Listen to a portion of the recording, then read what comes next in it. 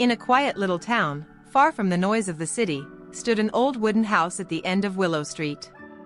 Its paint was fading, its garden overgrown, but once it had been full of laughter. Now, only two people lived there. A 12-year-old girl named Lily, and her father, Thomas. Thomas used to be a kind man, a carpenter who built toys for children and fixed broken things for neighbors.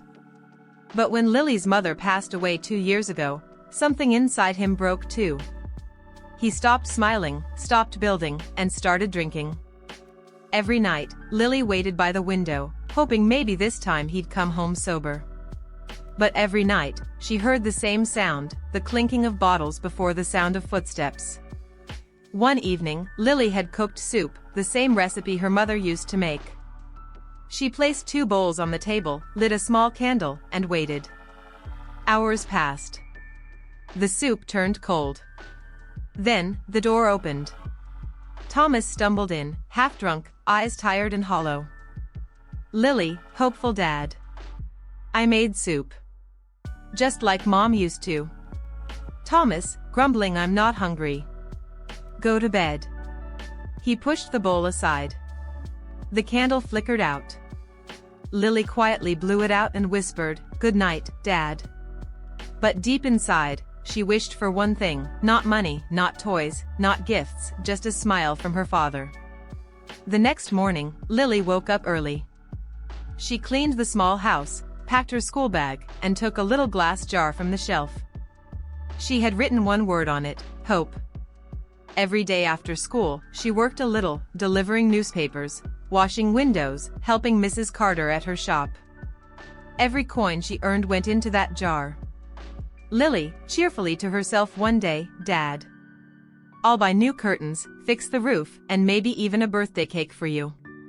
She didn't know how long it would take, she just believed things could change.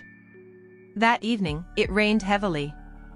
Thomas came home angry, his boss had fired him for showing up drunk. He shouted at the walls, at the rain, and at himself. Lily stood in the corner, clutching the jar. Thomas, shouting we're broke. We've got nothing. Lily, that's not true, Dad, we have each other. But Thomas, blinded by frustration, swiped his arm across the table, the jar fell and shattered into pieces. Coins rolled everywhere, and with them, Lily's little dreams. She dropped to her knees, collecting them, tears mixing with the rain leaking from the roof. The next morning, Thomas woke up with a pounding headache and an empty room. The floor was clean. The jar was gone. On the table lay a folded note written in a child's hand. Lily said, "Dear Dad, I'm not angry. I just miss the man who used to fix broken things, maybe he can fix us too. I'll be at the park after school. If you come, bring a smile, not bottles." Thomas's hands shook as he held the note. For the first time in years, he saw clearly, not the world, but himself.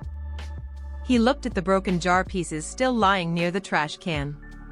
Something inside him whispered, "Fix it." Thomas cleaned the room. He gathered every coin he could find and glued the jar back together, crack by crack. It wasn't perfect, but it stood tall again, like him. Thomas whispering, maybe things can still be fixed, he took a shower, wore his old work shirt, and walked to the park, his heart heavy but determined. At the park bench near the pond, Lily sat feeding the pigeons, just like she used to with her mom. When she saw her father walking toward her, she froze. He looked different, clean, calm, carrying the mended jar and a small bunch of wildflowers. Thomas, kneeling, "I'm sorry, Lily. I've been breaking everything I touch.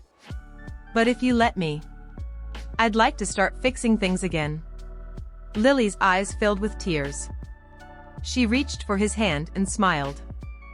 Lily said, "Then let's start with this jar." They both held it together, father and daughter, fragile, but strong enough to hold hope again. Days turned into weeks. Thomas found a new job at a repair shop. Every evening, he brought Lily snacks and stories from his day. Their house began to change, flowers on the window, laughter in the air, and hope in every corner. Lily said, "See, Dad? We're fixing everything, one smile at a time." And every night, before going to bed, they placed a new coin in the same old jar. Not for money, but for memories. Sometimes, the hardest thing to fix isn't glass or wood, it's a heart. And sometimes, the smallest heart has the power to fix the biggest one. Moral of the story: love can heal what regret cannot, and forgiveness is the bridge that leads us home.